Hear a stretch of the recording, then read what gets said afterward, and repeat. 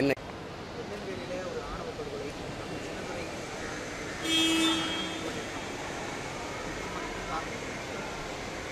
இதுதான் நீங்கள் பார்க்குறீங்க. நமக்கு இன்றைக்கி நேற்று இல்லை, இப்போ இது தொடர்ச்சியாக நடக்குது. ஆனால் நம்ம தான் இதை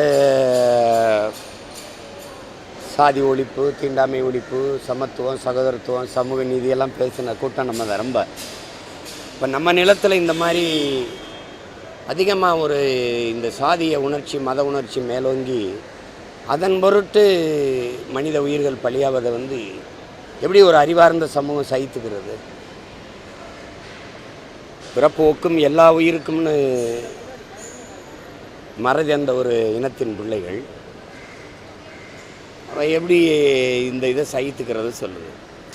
இது எங்கே இருந்து தப்பு இருக்குதுன்னா, அதில் படித்த பிள்ளைகளாக இருக்கிறாங்க, அவங்களுக்குள்ளே இப்படி ஒரு உணர்வு மேலோங்குதுன்னா, கல்வி அறிவை போதிக்கலை, அறத்தை போதிக்கலை, வாழ்க்கை நெறியை போதிக்கலை. கல்வி வியாபாரமானதுனால அந்த சிந்தனை அப்படியே இருக்குது, மறைக்கப்படுது. படித்தவன்லாம் அதை கடந்து வருவான்னு பேர். சாதி மத உணர்ச்சி கடந்து ஒரு பேரன்பு கொண்ட மானுடனாக வருவான் அப்படிங்கிறத. அதுக்கு தான் மார்க்கங்கள், மதங்கள், வேதங்கள், இதிகாசங்கள், புராணங்கள், தத்துவங்கள்லாம் உருவாக்கப்படுது. இது அவ்வளவு இருந்தும் இன்னும் படித்த இளைஞர்கள், நீங்கள் இதை விட கொடுமை பள்ளிக்கூடத்து மாணவர்கள் சாதிய வெறியோடு வெட்டிக்கிட்டது அதே நிலத்தில் நடந்தது தானே. அப்போ பிஞ்சு நெஞ்சுகளுக்குள்ள ஒரு நஞ்சு விதை ஊண்டப்படுது பாருங்கள், எப்படி வருது? பயிற்றுவிக்க ஆசிரியர்களுக்கு இடையே இந்த எண்ணம் இருக்குது. அப்போ எப்படி வரும்? எல்லா இடத்துலையும் இது புறையோடி போயிடுச்சு. அதில் தமிழ் ஒரு பேரன்பின் தாய். தமிழுக்கு ஏது ஏற்றதாழ்வு? அவளுக்கு இருந்தால் யாது முறை யாவரும் கேளீர்னு சொல்லுவாள, பிறப்போக்கும் எல்லா உயிருக்கும் பாடுவாளா, பகுத்துண்டு பல் உயிர்கள் ஓம்புகன்னு சொல்லுவாளா. தமிழ் எப்படி பாடும்? சாதி இரண்டொழிய வேறில்லைன்னு அவை பெருமாட்டி பாடுவாளா. இட்டார் பெரியோர் இடாதார் இழிகுலத்தோலுங்கிற, தனக்கிட்ட இருக்கிற செல்வத்தை, செல்வத்தின் பயனே ஈதல்ங்கிற. இப்போ இவ்வளவு பெரிய ஈதல், இசைப்பட வாழ்தல், அது வல்லது ஊதியமில்லை உயர்வுக்குன்னு வல்லுவோம்.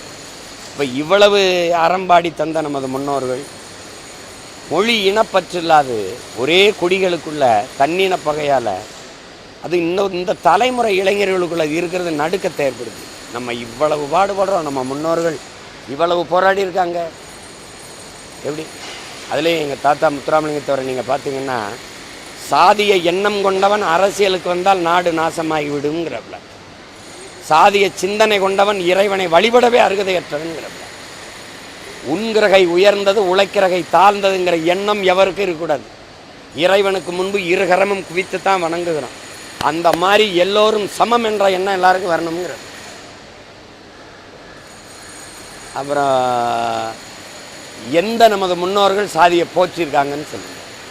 அப்போ எப்படி இது நடக்குது? ஏன்னா அதிகாரம் அவ்வளவு இதாக இருக்குது. தொடர்ச்சியாக ஒரு இடத்துல நடந்துருச்சு, அது விபத்துன்னு நினைக்கலாம். ஒவ்வொரு இடத்துலையும் நடக்குதுன்னா அது எப்படி?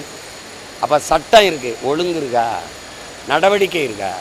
ஒரு குற்றம் நிகழும்போது அந்த குற்றத்திற்கான காரணம் என்னென்னா, அந்த காரணத்தை கண்டு அதை வேரோடு வெட்டி சாய்க்கலைன்னா அது தொடர்ந்துக்கிட்டே இருக்கும்.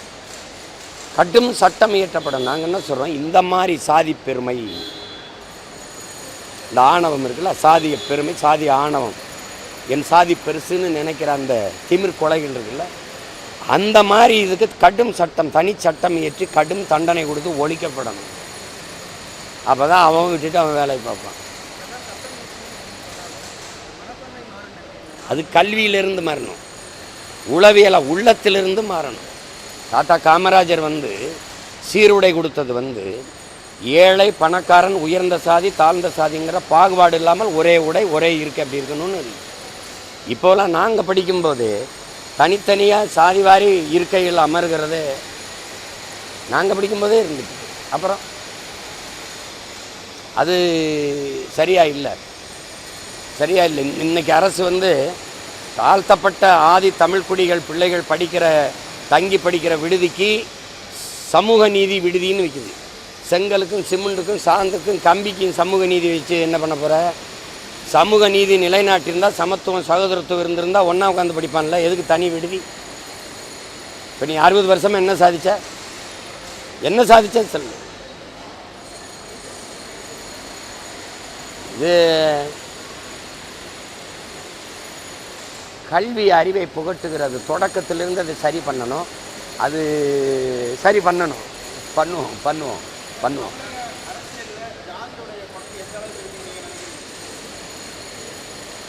இங்கே சாதி மதம் தான் அரசியல் செய்யுது. அதை கேள்வியே கேட்கக்கூடாது. நீங்கள் உங்களுக்கு தெரியாதா?